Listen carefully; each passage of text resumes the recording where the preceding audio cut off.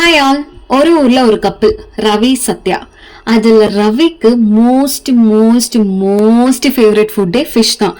அவங்க டெய்லியுமே ஃபிஷ் கொடுத்தா சாப்பிடுவாங்க. ஆனா இந்த சத்யாவுக்கு ஃபிஷ்னாவே சுத்தமா பிடிக்காது. என்ன பண்ணாலும் அந்த ஃபிஷ் மட்டும் இறங்கவே இறங்காது. ஆனா இந்த சத்யா என்ன பண்றாங்க, ரவிக்கு சர்ப்ரைஸ் கொடுக்கலாம் அப்படின்ட்டு ஃப்ரைடே நைட் அதுமா ஃபிஷ் ரெடி பண்ணிட்டு இருக்காங்க. Yeah guys, this is Sathya here.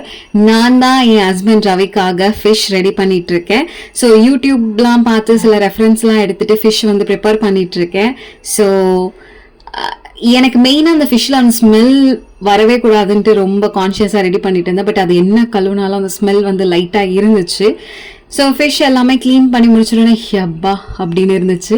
அப்புறம் அதில் இன்பிட்வீனில் இந்த மாதிரி ஸ்லைஸ் போட்டுட்டு இந்த மசாலா வந்து ரொம்ப சூப்பராக இருக்குது. சிக்கன் 65க்குலாம் டேஸ்ட் அல்டிமேட்டாக இருக்குது. ஸோ அந்த மசாலா போட்டு மேரினேட் பண்ணிட்டு அப்படியே கீழே பார்த்தா 2 ஃபிஷ். ரவிக்கு ஒரு ஃபிஷ் பண்ணி சர்ப்ரைஸ் பண்ணுறதே போதும் அப்படின்ட்டு அந்த ஃபிஷ்ஷை ஃப்ரை பண்ண ஸ்டார்ட் பண்ணிட்டேன்.